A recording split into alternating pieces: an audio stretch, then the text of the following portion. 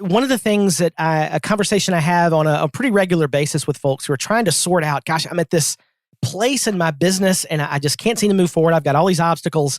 And one of the first decisions you have to make is, okay, is this a hobby or is this a business? Nathan Ingram is a fantastic freelancer, educator, and coach. I met him doing iThemes webinars, and he always manages to ask the right questions and tee up just the right talking points. I'm excited to talk to him today about how to manage client relationships. Last week, we heard from Erin Flynn about her process for working less, and she mentioned the importance of finding the right clients. Nathan is going to dive deeper into that this week. We'll talk about his book on this very topic, and then we'll talk about a new project he recently launched to help freelancers manage those relationships. So let's jump into it. Before we get started, I want to tell you about my online membership and community creator courses. So I know that when you want to learn something new, the natural thing you probably do is go to Google or YouTube. I do the same thing. And that's really great for one-off projects. I used a YouTube video to learn how to change a light switch in my house. But I am not a big fan of YouTube for learning new skills, right? Because there are lots of videos on every topic. But which one is best and who do you trust? What order do you even watch the videos in, and will you get the support you need? These are all things that YouTube or other potentially free videos can't do for you. So I started creator courses a few years ago with the idea of just putting online courses out there, and I decided to morph it into a membership last year. So stop wasting your time hunting and pecking for the right learning resources and tools. Over at Creator Courses, you can become a member and take all of the courses that we have to offer included in that membership. And those courses focus on everything from just basic WordPress up to learning how to build websites without code, something you don't necessarily need to do in this day and age. And all of the courses are developed by me. And if you listen regularly, you know that I've been a developer for decades at this point, and I have lots of experience building websites. I'm a teacher at heart, and I've created courses for LinkedIn Learning and things like that. So on top of the courses, we're also a community, and members get access to forums and Slack and office hours with me. And so I just wanted to let you know about that and encourage you to join if you haven't already. Listeners of the show, exclusively for listeners of the show, you can save 15% on all memberships, including the lifetime membership. All you have to do is visit creatorcourses.com/build. That's creatorcourses.com/BUILD. Thanks so much. Now let's get on with the show. Hey, everybody, and welcome to another episode of How I Built It, the podcast that asks, how did you build that? Today, my guest is my good friend, Nathan Ingram. He is a growth coach for WordPress business owners. Nathan, how are you today?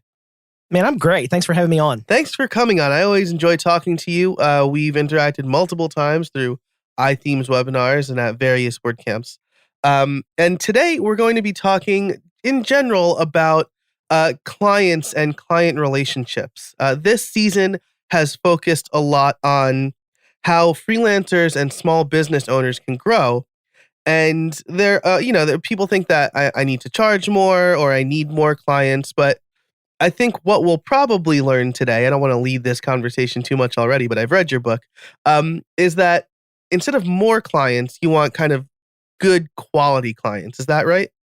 Yeah, absolutely. So, I mean, quantity is always great, but it's much better to have the right kind of client. And it's so important. You know, I'm a big advocate for freelancing, owning your own business, however you want to position that, whatever word you like, solopreneur, my own agency. People describe it different ways, but the point being, doing work with clients, owning your own business, owning your own time, controlling, your life, building the life that you want using your skills.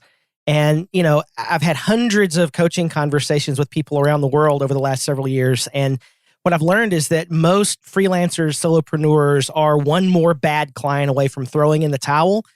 And that's really a shame because most of the problems that people encounter can be handled by having great systems and processes in place to keep those clients fenced in. Yeah, absolutely. And I agree wholeheartedly. People are one bad client away from throwing in the towel, right? I've seen people just complain about every client they have. And I really wonder if they like what they do or if they just like complaining. But I've made it, I've been doing freelance work in some capacity for like half of my life now. So I started in high school. And I've made it a habit to say no to the people who seem like nightmares. And you will definitely touch on that because you have a book called Dealing with Problem Clients. But why don't we start off? You mentioned that you've done a bunch of coaching calls. Tell the listeners a little bit about who you are and what you do. Yeah, sure. So I wear a number of different hats. At the core of what I do, I've been building websites for clients since 1995. I've been at this a long time, really since the very beginnings of the web. And in that time, I've dealt with fantastic clients. I've dealt with awful clients, and today, even about half of my time is spent doing client work, either building sites, managing sites, all of those things. I enjoy it. I've got I keep the clients that I want, and have a good recurring revenue stream that's been built over the years in my business managing WordPress sites.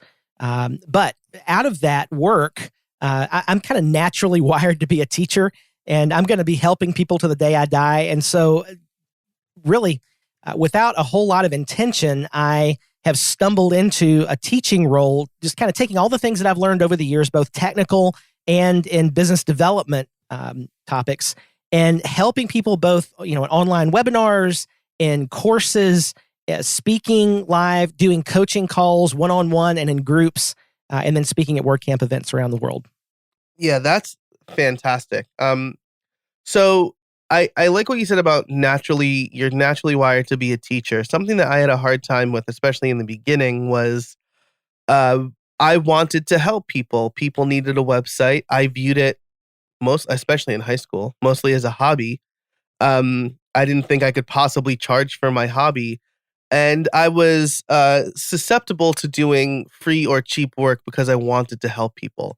Is that a trap that you fell into, or if you haven't, how do you reconcile that sort of thing? Oh man, absolutely. So, that's something I think a lot of folks struggle with, and one of the things that a conversation I have on a pretty regular basis with folks who are trying to sort out, gosh, I'm at this place in my business and I just can't seem to move forward. I've got all these obstacles, and one of the first decisions you have to make is, okay, is this a hobby or is this a business? Because if it's a hobby, you can pretty much do what you want to do and not worry about making a lot of money. But if this is what you are depending on to put food on the table and pay your bills, then you got to get serious and put some great structures in place in your business, especially if you are a person who is a nice person like you are, Joe, and you enjoy helping people. If you don't have great fences, systems, and processes in your business to protect you from the friendly monsters which clients can become, you're going to end up burning yourself out because you're going to try to help people, and you are, if you're not protected from your own helpful nature by good systems and processes, people will take advantage of you and suck the life out of you. Yeah, I think that's a great point. And it's not like you said, they're friendly monsters, right? People aren't necessarily doing this on purpose. Some totally are. Absolutely. Those are maybe the easier ones to screen Sure. if they're being like totally obvious. Actually, and as we record this, I have prepped another episode, the advice episode, which I will link to in the show notes for this episode, which you can find over at howibuilt.it. Where I talk about a story of how I had a client who I didn't charge for communication. I thought I should only charge for the actual work I was doing, not considering communication work. And he would call me every day and keep me on the phone for like an hour. The dude loved the sound of his own voice. And one day I was just like, hey, I'm going to start charging for these calls. It's so funny how he stopped calling and started emailing me pithy emails, went right to the point. Absolutely. And that, so you put your finger on one of those things. I actually had this conversation yesterday in a coaching group that I'm doing. A client that is just emailing all the time. And what do you do about that? You have to realize that these questions that they're asking oftentimes are consulting in nature, and you build them, or you're currently in a build, a project where you're building a website. That does not equal marketing consulting. Building a website is not marketing consulting. And if you have the ability to do that, that's awesome. You should totally do it, but you have to frame the client relationship differently. And so, one of the phrases that I'll typically use is, that's a wonderful question. I would love to sit down and talk to you about that. Let's schedule some time underneath, in a marketing consulting agreement where we can really unpack that issue and get to a resolution for you. Yeah, that's great. And so as we're waiting now into this conversation, I do want to mention your book, Dealing with Problem Clients. I will link to that in the show notes as well. But you talk about this stuff, right? So part one of the book, I'm looking at the contents right now. I don't have this memorized. Is friendly monsters. Part two is building fences around those friendly monsters. So can you give us maybe a quick synopsis of the book, and then we can dig deeper into some of that stuff? Yeah, absolutely. So this book actually came out of one of my more popular WordCamp talks that I've done around the country, and it's a lot of fun because everybody has a problem client story. And so when I was giving this talk, all the heads were nodding, and people were like, "Yeah, I've been there, done that." So it's kind of a softball to hit. It's an easy topic to connect with people about. And so when I thought about, let's just put this into a book and see what happens, I kind of positioned the book in a couple of different ways. That the first half of the book is fiction, where I'm introducing what I call friendly monsters, and there's 4 different friendly monsters that are introduced. And I do that in the form of a story where there's, this web developer and they have this client issue, and the story is told and how they work with their business coach to solve the issues that this particular problem client is presenting. And then the second half of the book is nonfiction, and it unpacks how to build these 4 fences that I suggest around these friendly monsters. And each monster it tends to be controlled by one of those fences. The book just sort of explains how all those things work. Yeah, that's great. And I read this a while back. I read it, I think, in a day. And I was nodding in agreement, right? And again, I have 15 plus years experience in this space. And oh gosh, it's 2020 now as we record this. So I've got 20 years experience in this space. Okay.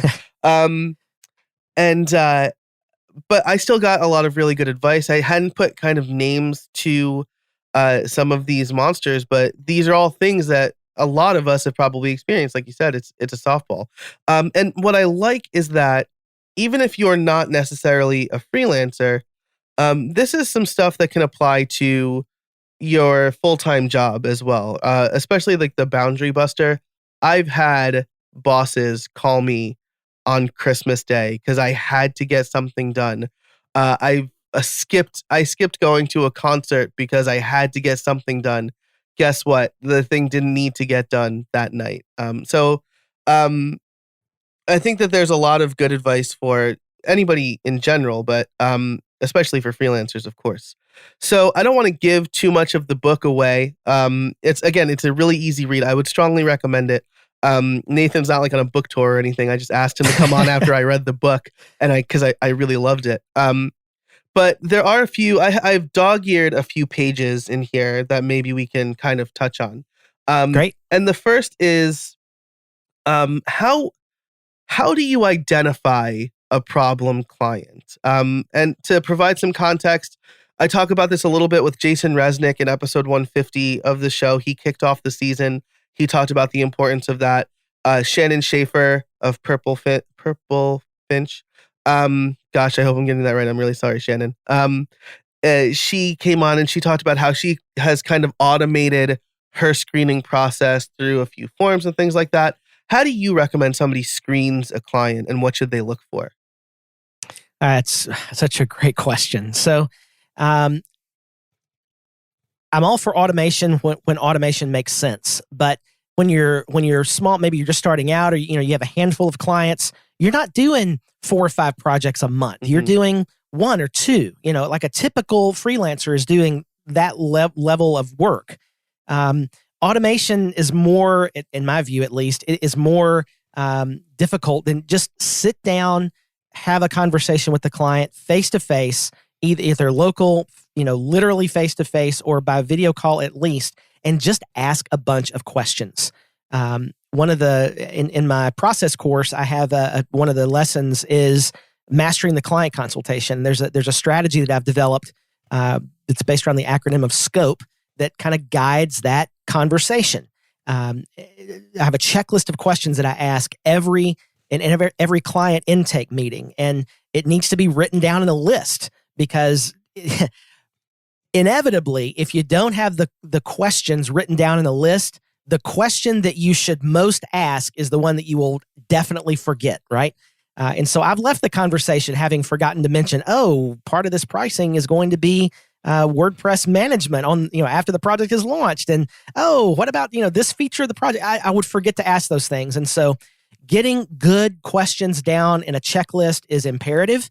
And as you meet with clients, very few people do this automatically. This is more caught just by experience of you begin to develop a radar for these problem clients. And what I tell people is when you're meeting with clients and something just doesn't seem right, it's the tip of the iceberg. Meeting with a client for the first time is like being on a first date. You're getting the best possible version of that client that you're ever going to get. I mean, they're putting their best foot forward. And so any issues that pop up that just don't seem right, or they're kind of rude, or they're not listening to you, or they're already starting to nickel and dime you on the price, all those sorts of things, that's just the tip of the iceberg, and that doesn't get better. So listen to your gut and decide, is this a person that you really want to work with? And even if you need money, what I've learned over the years is problem clients are never, ever worth the money. They're always going to cost you more in mental and emotional capital than they ever bring in real dollars. Well, I know what I'm going to put at the top of this show now. Even if you need money, problem clients aren't worth the money. I love that. I live that from experience. I know for sure. Anytime I think, something's not going to be that hard, it is. Or how bad could it be? It's as bad as you, words. Yeah, right. It's as bad as you probably think it is. Trust your gut.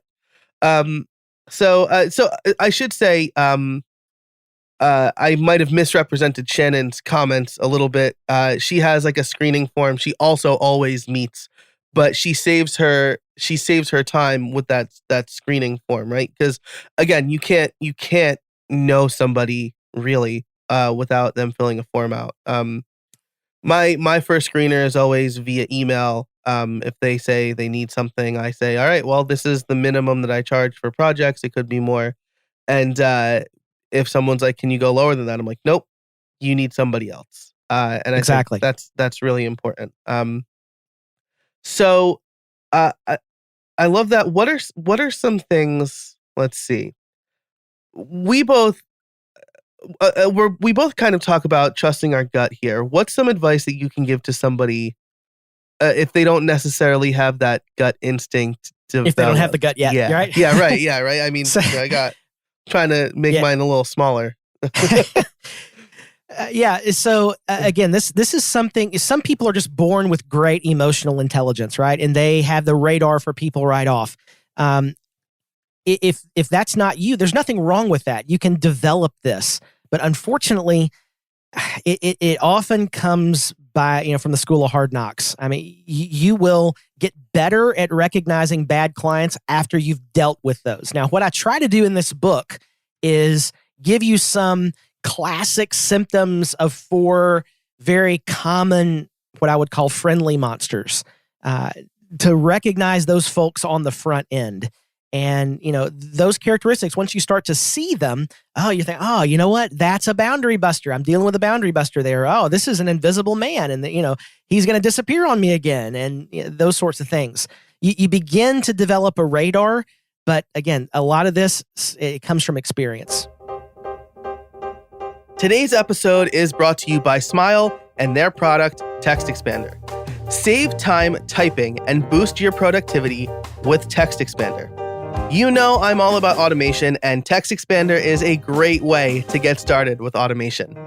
It allows you to create your own snippets for repetitive text you tend to use everywhere. Add the text, create a snippet, and boom, save precious time and keystrokes.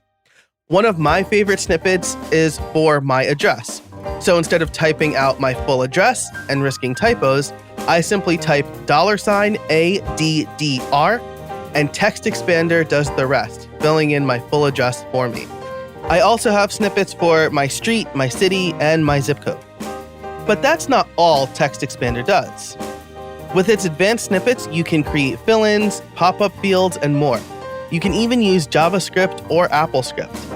Another one of my favorite and most used snippets is when I type PPT. That will take whatever text I have on my clipboard and convert it to plain text. So I'm no longer fighting formatting when I copy from a Word document, a Google Doc, or a plain HTML page, like a website. I also use it for common links, email messages, which I can completely customize with fill-ins and drop-down menus, and even date calculations. I'm currently writing a book, and Text Expander has been instrumental with that. Text Expander is available on macOS, Windows, Chrome, iPhone, and iPad, so pretty much anywhere you do computing. If you've been curious about trying Text Expander or automation in general, now's the time. As a listener, you can get 20% off your first year. Just visit textexpander.com/podcast and let them know How I Built It sent you. That's textexpander.com/podcast for 20% off your first year. And now, back to the show. Something that I've always said for a long time is that you can't, you can go to business school, but you can't teach business. It's all stuff that you learn from experience. So you mentioned a couple, the Invisible Man, the Boundary Buster. I would say if you are just starting out, be vigilant about looking for the Boundary Buster, because I feel like they're the biggest sink on your time. I had a client call me at midnight one time, and I just went off on her. I was like, "You don't call me past." I said past 7, which is pretty generous. But I was a college kid. I was staying up until 2 a.m. anyway. But I've also found that those Boundary Busters are also going to try to nickel and dime you, right? They want a lot for a little. They absolutely do. And so I was just having a conversation with somebody in a coaching context a couple weeks ago, and they were like, "Well, this client just keeps texting me." And I'm like, "Wait, the client has your cell phone number? Really?" Okay. So let's back up to that. Mm-hmm. The giving a client your cell phone number is giving the client access to everywhere you carry your cell phone, which is everywhere probably, right? And so what I typically suggest for people is you've got this cell number, it's out there for business, just port it over to a Google Voice number or something like that and get a new cell phone number that you don't give out to everybody, because look, you have given people in your business access to your world. And you can say, well, I just want to answer the call or I want to answer the text. But if you're like me and there's that little red number bubble on the text app, you've got to pick it up. I mean, we're just conditioned by our phones like Pavlov's dogs to clear those notifications. Yeah, absolutely. I'm going to link Google Voice in the show notes if you haven't heard of it or if you want to check it out, because I've actually this year, in September of 2019, I should say, I've had my cell phone number for 20 years. And so I don't want to change that. And I don't want to give people direct access to me. I'm very cognizant about shutting down at 5:30 every day, not answering email on the weekends. And so I have a Google Voice number that I can check when I want to check it. And I make it very clear that email for professional stuff is the best way to get a hold of me. So I think that's probably part of it as well, right? Is that because this is my preferred medium. This is where you'll get the best chance of getting an answer from me via email. Absolutely. And that's one of the things that, if you're dealing with a boundary buster in particular, you've got to be very clear on how and when you work. Because a boundary buster is typically, they're the person that sends you an email at 3 a.m. and send you another email at 7 saying, have you got this done yet? And you're like, well, come on. Yeah. But it happens a lot, or they're calling you or texting you in worst case scenario. Yeah. And so clearly communicating how and when you work is critical. And guess what? It's your business. You get to decide those things. And those are some of the things you talk about in that first conversation with the client. If the client pushes back on that, it's a big red flag that this is maybe not a person I can work with. And just about every time I've had a client push back on my regular business hours, which are very reasonable, and I've taken the client anyway because I was stupid. I quote unquote needed the money. I always live to regret that decision. Yeah, absolutely. And I think this is part of it too, right? In that initial meeting, you have a list of questions that you should ask. There's probably also a list of, I don't want to call them ground rules, but ground rules I state, right? This is generally how much I charge. Like that's always a good screener. The hours that I work, I'm a one-man band. So if you need something on the weekend, I'm not the right person for the job, sort of thing, stuff like that. Because like you said, it's a first date. You both should be feeling each other out. Yeah, absolutely. And so I kind of unpack my whole system in the book in an abbreviated way, but just talk about the flow of the way a client project goes for me. And just like you said, at that first contact, you're going to immediately segregate by price. There's a minimum price to work with me, and I'm not even going to meet with a person face to face until they understand that. Otherwise, you're gonna waste an hour with or more with a person. Yeah. And then if they're gonna meet with me face to face, then we go through some of those ground rules of, this is how a project works. This is sort of an idea of what this project you're talking about is going to cost, and not go any further until the client is on board with all of those things. One of the things that is important to realize about clients, it's a relationship like any other relationship.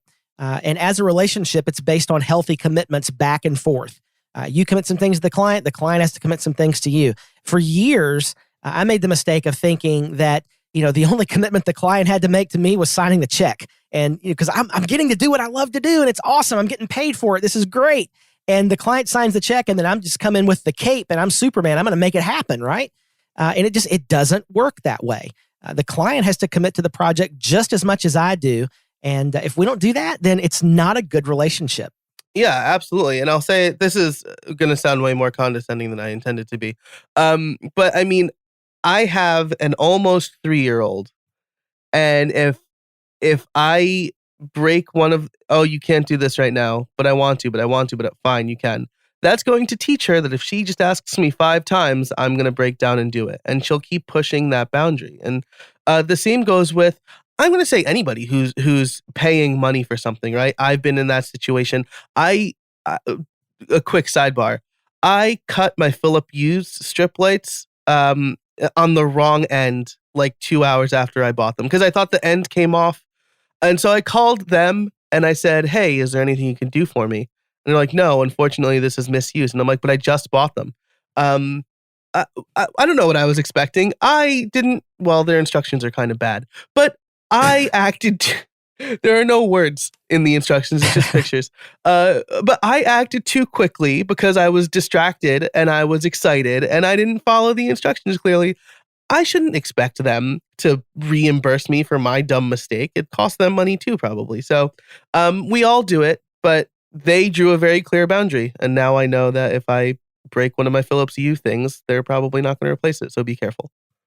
Yeah, exactly. And so boundaries like that are what I call fences. So the book is dealing with problem clients, building fences around friendly monsters. And to keep the friendly monsters, the potentially problem clients in the fence and not running all over the rest of your world, you need to have these fences in place.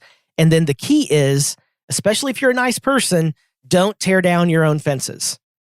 Yeah, absolutely. Again, just a perfect reinforcement of that is if you say something, then stick to your guns. Absolutely. So this initial meeting, how long should it be? 15 minutes, 60 minutes, 2 hours? So in my experience, after doing this for a long time, I can usually do that first client meeting in an hour or slightly longer, maybe an hour and 15 minutes. But I've got a pretty good process, a good checklist of questions. At the beginning of that meeting, I always ask the client for permission to run the meeting. Okay. because one of the problem clients is what I call the question mark, and the question mark has no idea what they want. They just want to be there to ask questions and dream. And so I asked for permission right out of the gate. Look, so I've developed a process for running, for meeting with clients for the first time, so that we get the most value out of the time both of us do, to make sure this is going to be a good fit. And so I asked them for permission to run the meeting so that we can make the most efficient use of our time. And then I run the meeting. So, letting a client sit there and ask you a million questions before they've committed anything to you is a huge mistake. You'll sit there all afternoon and they'll be nowhere close to signing a proposal. Yeah, absolutely. And I think in the book you kind of make the distinction between answering what questions and answering how. I hope I'm not giving away the gold here. No. This is a really important rule of thumb.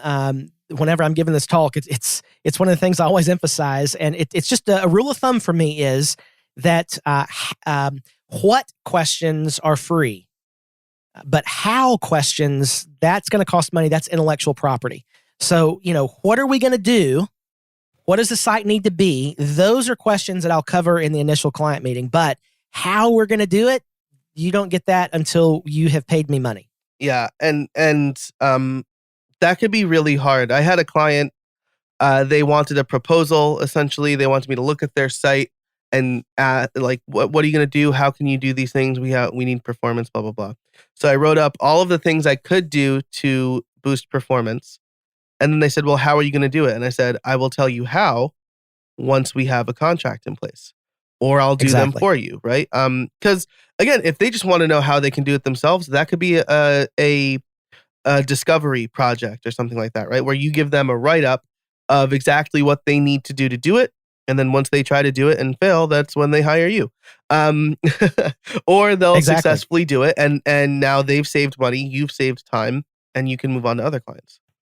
For sure. And this is really an issue where a lot of folks make a critical mistake in their business is, again, they want to be helpful. They want to prove to the client that they really know what the heck they're talking about.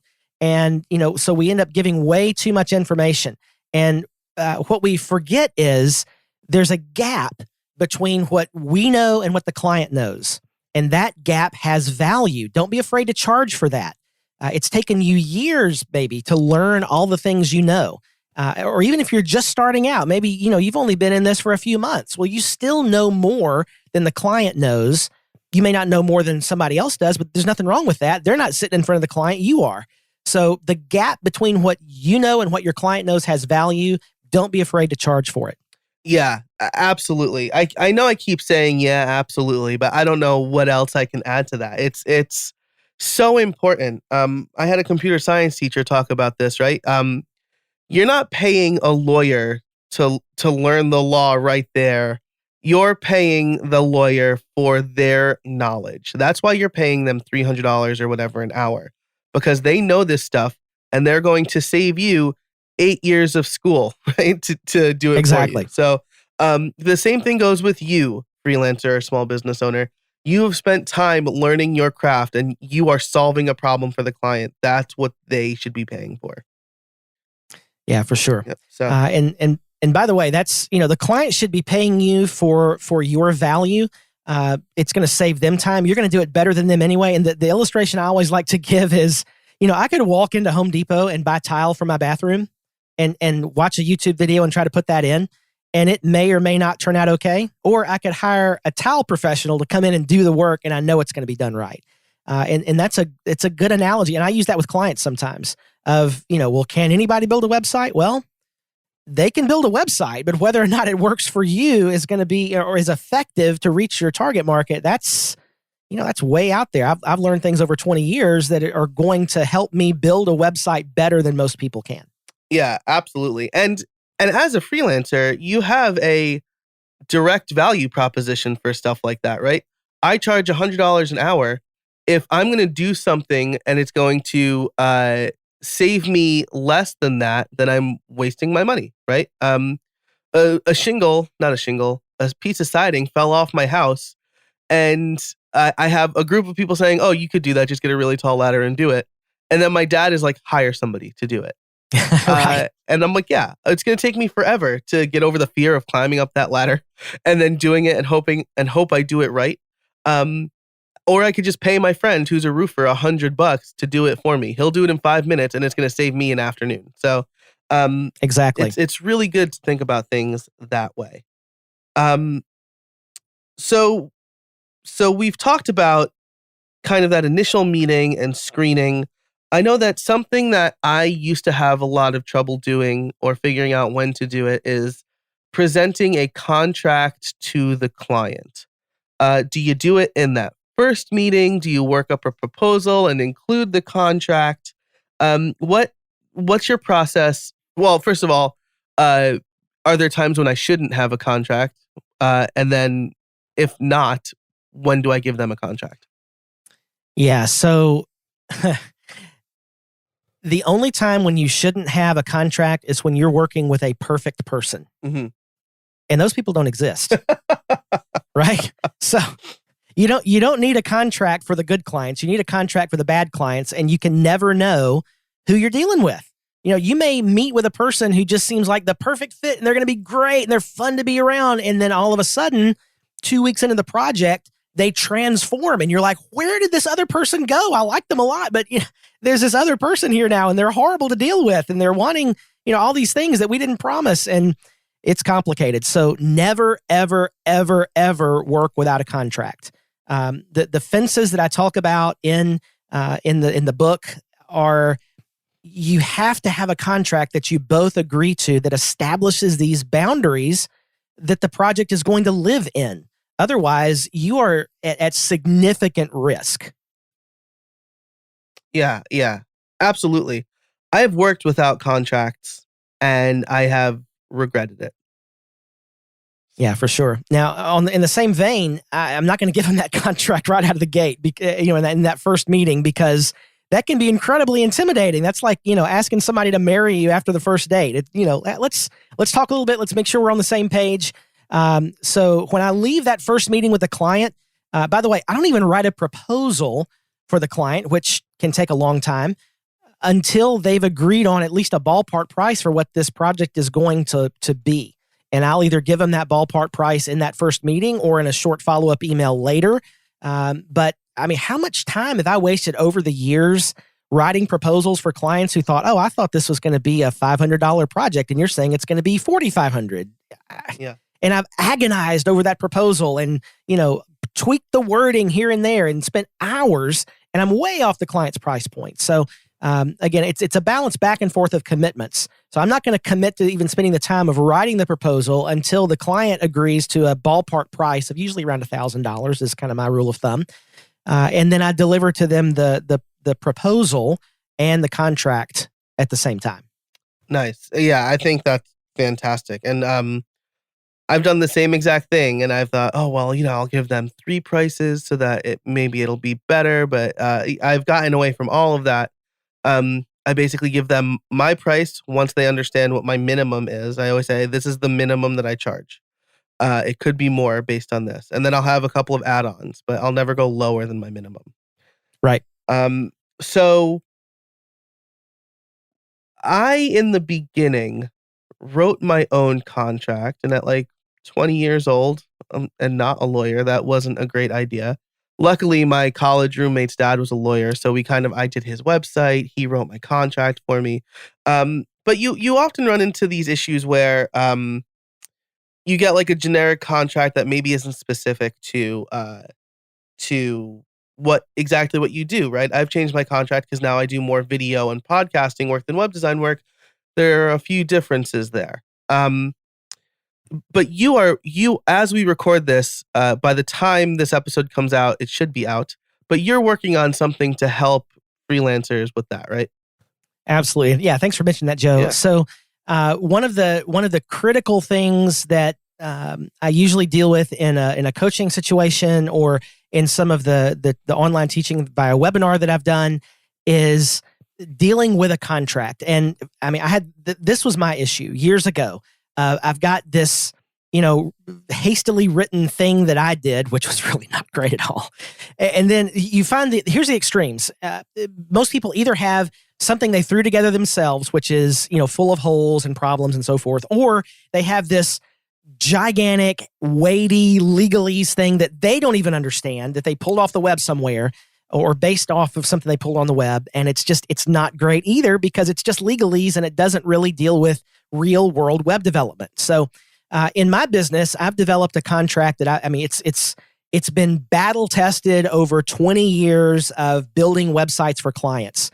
And I'd made that available through my courses in the past. And I thought, let's do this a little differently because I know that this is extremely helpful to people. And so I've released a product called monstercontracts.com. I kind of built around the friendly monster idea out of the book. And the Monster Contract is about, it's based on my contract that I use in my business. And you will be able to quickly customize it for your business. And as I've used this kind of beta testing with people around the country, I've not heard from people overseas using this because the laws can be very different. Mm-hmm. But around the United States in particular, people have used it in different states and have been able to use it pretty much right out of the box. And now my recommendation is always get it vetted by a local attorney because sometimes local state laws can be a little different here, a little different there. Maybe the boilerplate language needs a couple little tweaks here and there. But every single bit of feedback I've gotten has been, I gave it to my lawyer. They said this was great. They made minimal changes just with some of that state-specific language, and it was ready to go. So maybe an hour of the lawyer's time at most, and you've got a great contract that deals with the specific issues of web development. And that's really the key. You know, what happens if the client delays forever on a project? I mean, how many people listening to this today are right now waiting on a client to deliver content for the website? Probably everybody if you're working with clients, right? So how do you deal with that? How do you get paid? What happens if, oh my gosh, all of a sudden the emails from WordPress aren't being delivered to my client's inbox. And now they say they're going to sue you for $1 million because of supposed lost revenue because they missed out on some contract. How do you deal with that? Is that kind of thing covered in your contract? Because if it's not, you might find yourself in a whole lot of trouble. This episode is brought to you by FreshBooks. Do you remember when you started your small business? It was no small feat. It took lots of late nights, early mornings, and the occasional all-nighter. Bottom line, you've been insanely busy ever since. So why not make things easier? Well, my friends at FreshBooks have the solution. FreshBooks invoicing and accounting software is designed specifically for small business owners. It's simple, intuitive, and keeps you way more organized than a dusty shoebox filled with crumbled receipts. As a side note, I actually told my accountant the first time that I used the shoebox method, and his face turned white. But in actuality, FreshBooks was one of the first things I bought when I started my business. I've been a FreshBooks user since 2009.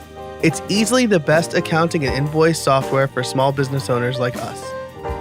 Create and send professional-looking invoices in 30 seconds, and then get them paid 2 times faster with automated online payments. Nothing is better than sending out an invoice and getting it paid in the same day. That's happened for me with FreshBooks. You can also file expenses even quicker and keep them perfectly organized for tax time. And the best part is that FreshBooks grows alongside your business. So you'll always have the tools you need when you need them, without ever having to learn the ins and outs of accounting. Now, there are a lot of features on this list I have here to talk about, but I'm going to pick 2 of my favorites. The first is late payment reminders. They are clutch. It's one less thing that I need to worry about when making sure I get paid. I don't have to keep track of exactly when I sent the invoice, and if I already sent a follow-up email, or whether or not they viewed the email. All of that is taken care of inside FreshBooks. The other feature I really like is the automated expenses. I connect my business credit card to FreshBooks, and my expenses automatically get imported. They are all there, ready for me and my accountant to review. It makes tax time easier for both of us. And it's no secret that I love automation, and these 2 features make my life a lot easier. After doing things by hand, FreshBooks is worth the price of admission just for those 2 things. So join the 24 million people who have used FreshBooks. You can try it for 30 days for free. No catch, no credit card required. Go to freshbooks.com/builtit and enter how I built it in the How Did You Hear About Us section to get started. That's freshbooks.com/built-it. That's built with a T. Thanks so much to FreshBooks for supporting the show. And now let's get back to it. So first of all, excellent disclaimer, right? Neither Nathan nor I are lawyers, but not at all. This contract has been reviewed by lawyers. You should have it reviewed by your own lawyer. I'm going to link to an episode I did with Ryan Kinney. She is a lawyer in the WordPress space. She is a fantastic human being who has helped me with not only business stuff, but I had a little personal issue with a former landlord who tried to charge me because they wanted to put in new carpets. And I handled everything, but she had my back. She's like, this is well within your rights. They are wrong. And so I ended up saving, a couple grand on that too. So Ryan's wonderful. Absolutely. I'm just going to tease a little bit. I brought this up for a specific reason because I love some of the stuff you have in your contract. In the book, you mention that if a client delays the project more than 30 days, it's suspended. More than 60 days, then it's considered abandoned and they forfeit the deposit. I've always thought about doing something like that, but I wasn't sure if I could or if it's right. But I'm sure we've all had projects that have gone on much, much longer than we expected. So I love that your contract, due to your experience, covers stuff like that. Yeah, it absolutely does, because that, like I said, everybody who works with clients is going to deal with a delayed project. So what do you do about that? And so the suspended and abandoned language is one of those options. In the Monster contract, there's actually a couple of different ways to deal with that. One is actually, it's something I've been implementing in my business for the last year now. And I don't deal with the suspended and abandoned projects much anymore because of a payment structure. And so there's these various options are there in the contract. They're plug and play. You can choose which one you want, or maybe use the language to create your own way to handle this. But the way that I'm dealing with a lot of that now, Joe, is the client pays half up front, 50% deposit as usual. And in the past, I was like 50% up front, 50% on completion. Then you're waiting on getting paid for the client to deliver content. And that's terrible. It can be, my personal record is 16 months. And there have been people who have, and sometimes I ask that question when I'm speaking to groups, and, some people have been waiting 2 or 3 years. So I don't feel quite as bad, but, 16 months is a long time to get paid, right? So I've started moving to the 50% deposit. The next 25% is due 30 days after the project is initiated. And then the remaining 25% is due 30 days after that or at project launch, whichever comes first. And so there's those pieces of language that are in the contract, the Monster contracts, as options, and you can decide what best fits your business. That's great. And so that makes sense, right? Because now you are paid on a predictable schedule, something that could be killer for a freelancer, right? If they can't predict when they're getting paid. But also, the client's going to pay in full, no matter what, essentially. And if they don't, the project's done. And if they do, they're more likely to deliver everything they need to make sure the project gets done. Exactly. And the point being, it's tough not to be paid when the thing that's going to get you paid is out of your control. Right. So, the client's waiting on the photographer to show up to take pictures, or they're just dragging their feet on writing their content, or they're, whatever. When that's out of your control and you're sitting here, I got to pay this bill, and that puts the stress on you of I've got to, twist the arm of the client. And most of us who are doing web development aren't really good at that anyway, is, confrontation with client. It's just a miserable place. And what we have to realize is, I designed this system that's making me miserable. So let me design a system that won't make me miserable. And that's what I'm going to enforce in my contract. That's fantastic. So I would encourage you to check out monstercontracts.com. I'll link to that in the show notes for this episode. We are coming up on time, and I have 2 very important questions to ask you. One is my favorite question that I ask at the end of every episode. But one is, we talked about getting clients and vetting clients. How do you fire a client? Oh, boy. Okay, so firing a client is complicated.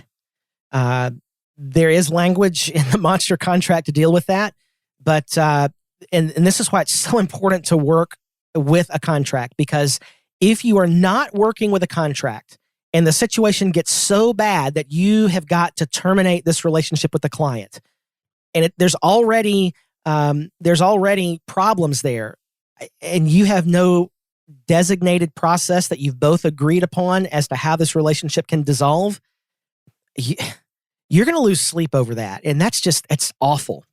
So the way to fire a client, first of all, is to have a good contract in place where you've been very clear about how that process works. And so the way I handle it basically is if more of the project has been done than the client is paid for, the client has to pay that balance and they get all the assets and we dissolve it. Or if we owe the client money and we elect to dissolve it, then in that case, we'll give the client a little bit back and we'll call it a day. It's worth it. But you've got to make sure the process is crystal clear. Otherwise, you're going to end up in court, and that is not fun. Yeah, absolutely. Two quick personal stories here is I did a project within the last few years without a contract. I was doing what I thought was an easy thing.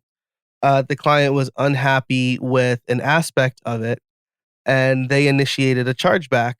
And since I didn't have a contract, I had no grounds to get that money back. Exactly. I lost sleep over that. It ate me up inside. It was I guess I'm lucky the first time in 19 years that I had a chargeback, but man, it was rough. And so now I have a contract, for the new aspect of my business. I feel like I relearned a lot of lessons I learned switching industries. But in my web design, when I was doing web design full time, I had a contract. I had a client who was probably all four of these nightmare monsters all rolled into one. They were not friendly. But they were unhappy with the way the project was going. And they asked what the deadline was because they thought I was in breach of the contract, and my contract doesn't have specific dates in it. So that saved me there, and the project just dissolved after that. So be crystal clear with the process. I like that a lot. So there's not a specific way, but you need to think about the way that works best for you to protect you and your client, right? You're making commitments to each other, protect those commitments. But when you're firing a client, you should be thinking about yourself mostly here. Absolutely. Cool.